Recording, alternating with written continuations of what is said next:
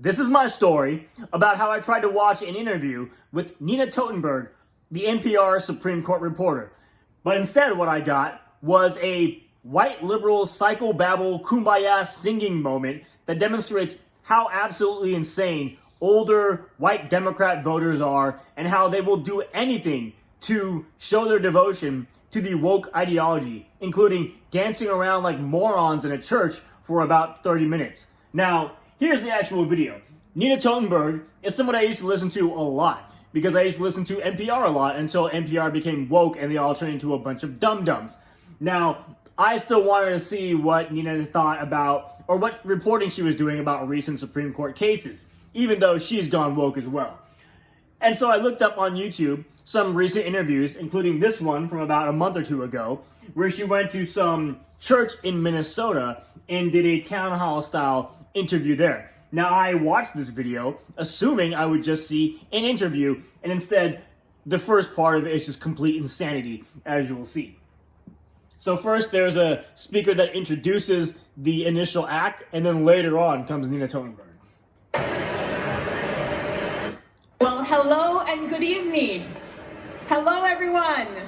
Welcome. Hi, I'm Sarah Wilhelm-Garbers. I'm the Executive Director of the Westminster Town Hall Forum.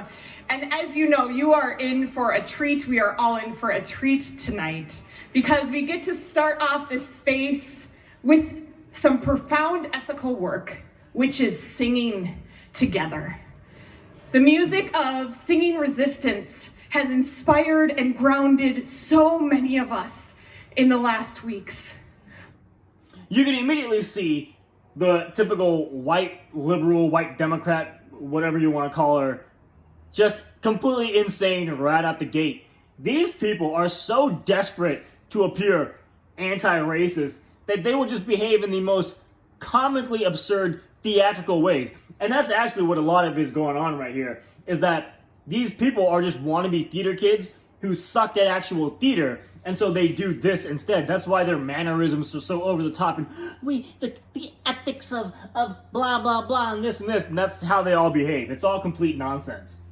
Anyway, she introduces the musical act, which I was not expecting because, like I said, I was just looking to watch an actual interview, and then she introduces the garbage musical act that is coming. Reminding us that no matter how try to curb or corral or tamp down the power of love and of justice in the world, when we sing and move our bodies, it grounds us anew in the work of ethics. And so tonight, we're pleased to welcome back into this space some resistance singers. Good Trouble, Liz and C. Will you join me in welcoming them? Here comes the dyke and the butch-ass lesbo. Get ready. Oh, if I sing, you just echo it back. We are here. We are here. With our city. With our city. Y'all sound amazing. Then we're going to do this bit all together. It goes, our love for each other will carry us through. Try that. Our love. All right, already absurdly stupid enough. Now, like I said, I was not expecting this, and I was thinking, what the hell is this when I first saw it? Now, I assumed that they would only make this go on for about a minute or two, because there's no way a crowd of human beings could possibly withstand this level of cringe for any longer. So I skipped ahead to 5 minutes, assuming, this would be over and I'd be bypassing the entire thing by then. Turns out, nope, they're still talking and singing. That we're not singing because it feels good, although that is important, and we need to throw good parties if we want anybody to join our movement, right? But the singing functions for us as an organizing tool. The singing is literally rewiring our brains toward the new world that is possible that we are building, right? And so right there, she's also telling you openly that they use singing as a means of organizing groups of people. That's how they get them into specific crowds. And then she also says how the singing itself and the chanting is how they effectively change the brain functioning of all these devotees, all these followers who are just cult members who will do whatever their idiotic leaders tell them to. And so they don't even try to hide it. And it would be, I guess, a bit more scary if it weren't so stupid at the same time. Because who's that? Anyway, I forgot where I was. So I assumed that 5 minutes this would all be over. Clearly it was not. So I skipped ahead to 7-8 minutes. It was still going. 10 minutes, it was still going, and they're still singing. Oh, if I can hold. And not only that, as you can see, the singing is getting progressively worse. So at this point, I'm thinking 10 minutes of this crap? How can anyone possibly stand to sit there and listen to this? So then I was like, I gotta go see how long this lasts. And it ends up going for 30 goddamn minutes of this crap. 30 minutes of just this incessant, mind-numbing singing. And around 27, 28 minutes, they actually pick up even more steam and get the crowd involved. Behind this time. Get there together or never get there at all. We get there together or never get there at all. Right out there, friends. We get there together or never get there at all. No one is. The fat one especially annoys me.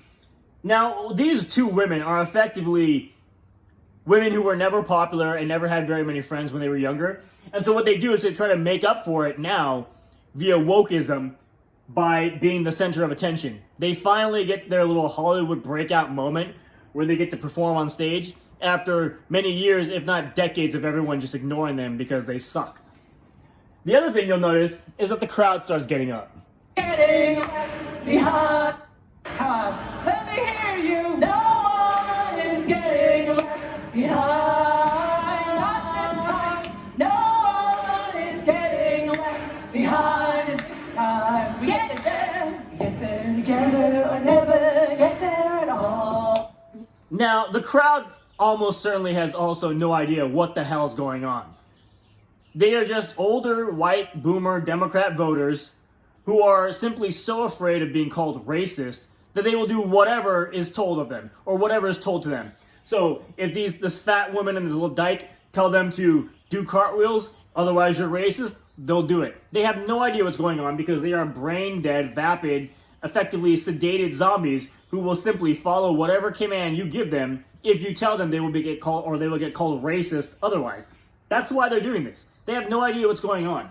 And in fact, this also relates back to another point, that they are in a church, on their feet, singing according to their new religion, woke ideology.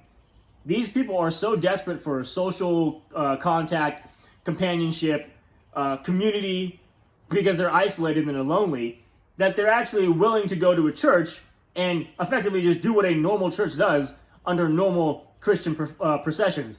But because they're being told that being Christian and being white is like being the devil, they don't actually want to go to a Christian church service. So instead, they just do everything the same, but they replaced Christianity with wokeism. And so it makes Christianity about 50,000 times stupider, and it becomes this absurd comedy show that's going on right before you. They're even doing it, like I said, in an actual old-fashioned church. They could just go to an actual Christian church service, but that would be racism and Christian nationalism and blah, blah, blah. So they end up making fools of themselves instead doing this. Really? Get there together and never get there at all. Get there together and never get there at all. No one is getting left behind this time. No one is getting left behind. No one. Anyway, it's too painful to keep going. It goes on for about another minute or two, culminating in 30 minutes of this insane garbage that nobody consented to. Talking about consent, nobody consented to this god-awful musical performance.